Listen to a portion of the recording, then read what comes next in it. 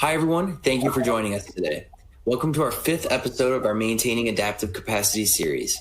My name is Shay McNally, Marketing Specialist here at R3 Continuum. Joining us today, also from R3 Continuum, is our Vice President of Clinical Crisis Response, Jeff Gorder.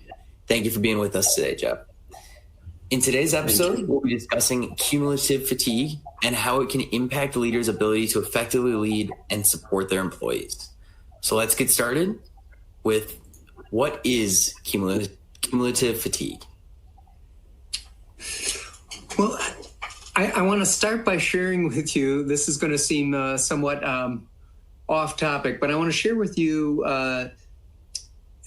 some research that was done years and years ago about frogs, about amphibians, which seems like a rather tangential topic. But what they determined is that if you took a frog and you put it in a pot of hot water, it would immediately jump out in the service of its own survival. Makes sense. That's not surprising. What they also found out, though, is that if you put a frog in a pot of tepid water and slowly increased it degree by degree by degree, the frog would swim around happily until it was frog soup. And the point of this, why I'm sharing that, is that cumulative fatigue is a lot like that. It is the gradual building up and continual increasing of stress and strain and challenge, particularly as we have faced in the context of COVID-19. You know, we've talked about in previous episodes about decision fatigue and how that drains a leader as they have to continually make new and novel decisions. We've talked about a compassion fatigue that comes from simply feeling the burden, the weight of the emotional needs of your employees and not feeling adequate to meet all of that. We've talked about virtual environment fatigue or Zoom fatigue, the idea that the tools that have enabled us to continue operations like Zoom meetings are great, but they drain us in ways that we were unprepared for, unexpected. And so basically, like the frog in the pot, all of us have had some version, some variation of all of these fatigues building up, stacking up on top of each other.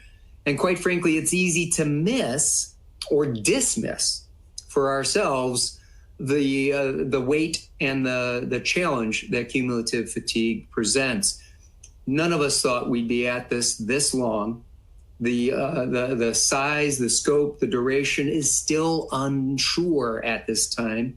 And so there are, in the face of so many unknowns and requiring us to make decisions on a day-to-day basis of adaptation to a rapidly evolving situation, it simply just wears us down. I guess cumulative fatigue is a fancy way of saying we're just tired. I'm just plain old dog tired from facing this challenge for so long. And it's I'm looking for a break. Oh. Well, so when leaders fatigue is of cumulative nature, is it more difficult for them to identify it? Well, that's one of the challenges, because leaders will settle into let's say survival mode. You end up finding some sort of balance. You get into a regular sort of routine, and you end up becoming reactive to the situation. You are simply responding to that which the situation throws at you on a day-to-day basis, as opposed to proactively thinking ahead. That level of creativity, that level of being able to say, listen, I don't want to just deal with today. I want to think about what does next week, next month, next quarter look like for my organization, for my workforce, for my business. And so cumulative fatigue can lock you into sort of a tunnel vision focus point where all you're thinking about is, how do I get through this day, this week? And it robs you of the opportunity to proactively think ahead about what opportunities might even be present in this current situation? How can I align my organization and position us in a way to not just survive, but to thrive and to come out stronger as an organization as a result of this? That requires being able to identify and acknowledge the cumulative fatigue, being able to address that in a way that frees up that creativity and returns you to a proactive stance. Absolutely. So how can a leader approach seeking support to help them, work through it? I think, as is often the case, acknowledging its presence, its reality is a good first step. Simply recognizing that all of us have been on full alert for months at a time now, and saying, what are the self-care skills I need to step? When's the last time I took some PTO? When's the last time I booked and scheduled and held sacred some time that was just for me, that was filling and encouraging and sustaining for me? And so being able to focus on almost an aggressive type of self-care, where you book time, schedule time, hold it, specific for your needs and for the needs of your organization.